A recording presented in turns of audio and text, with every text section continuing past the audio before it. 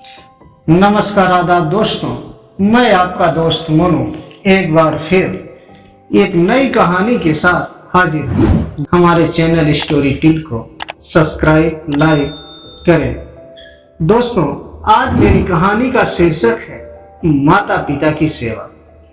गांव के पनघट पर 4 औरतें पानी भरने आई। पानी भरते भरते वो एक दूसरे से बातें करने लगी। चारों के एक पुत्र थे। बातों बातों में उन्होंने अपने पुत्रों के गुणों का बखान प्रारंभ कर दिया। पहली औरत बोली, मेरा पुत्र बहुत सुरीली बांसुरी बजाता है। जो भी उसकी बांसुरी सुनता है मंत्र मुग्ध हो जाता है।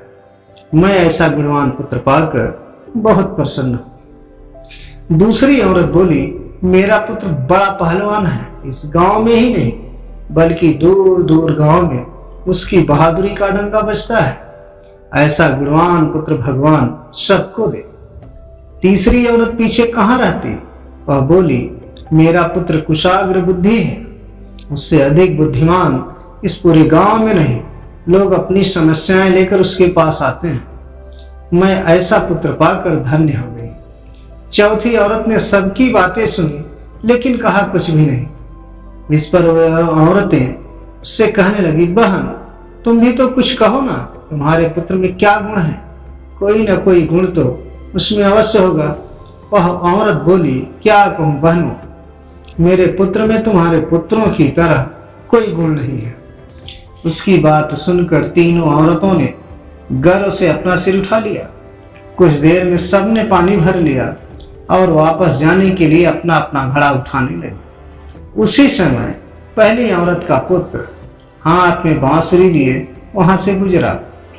उसने देखा कि उसकी मां पानी से भरा घड़ा नहीं उठा पा रही, किंतु वह यह अनदेखा कर बांसुरी बजाते हुए वहां से चला गया। दूसरी औरत का पहलवान पुत्र कुछ ही दूरी पर मुकदर घुमा रहा था।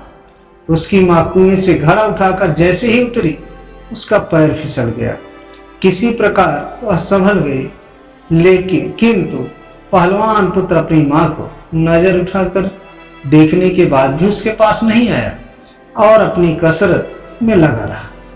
तीसरी औरत का पुत्र भी वहां से किताब पढ़ते हुए निकला। उसकी मां ने उससे कहा, पुत्र मैं दोनों हाथों से घड़ा पकड़े हुए हूँ, रस्सी जरा मेरे कंधे पर डाल दे। लेकिन वह अपनी मां की बात अनसुनी कर वहां से चला गया। तभी चौथी औरत का पुत्र वहां आया।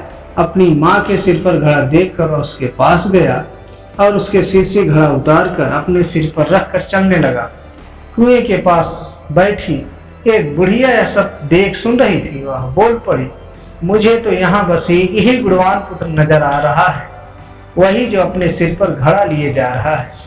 माता पिता की सेवा करने वाले पुत्र से गुणवान पुत्र भला कौन हो सकता है?